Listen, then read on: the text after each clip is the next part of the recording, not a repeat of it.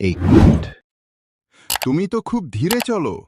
তোমার পা নড়াতেই আধা দিন চলে যায়। ধীরে চড়ে ঠিকই, কিন্তু আমি থামি না।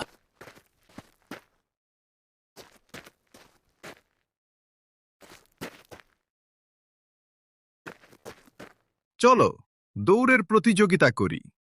দেখি কে আগে নদীর ধারে পৌঁছায়। ঘোড়া ঝড়ের মতো ছুটে গেল। কুমির ধীরে ধীরে হাঁটতে লাগল। 1 পা আর 1 পা। ঘোড়া অনেক দূর গিয়ে ভাবল, ও তো এখনো অনেক পিছনে, একটু ঘুমাই। সে গাছের নিচে ঘুমিয়ে পড়ল। অন্যদিকে কুমির থামল না। ধীরে হলেও সে হাঁটতেই থাকল, হাঁটতেই থাকল।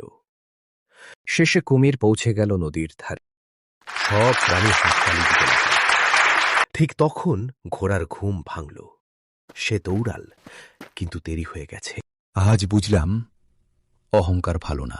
ধীরে হলেও চেষ্টা করলে সাফল্য আসে। ধৈর্য আর নিয়মিত চেষ্টা করলে সাফল্য নিশ্চিত। অহংকারে হার নিশ্চিত।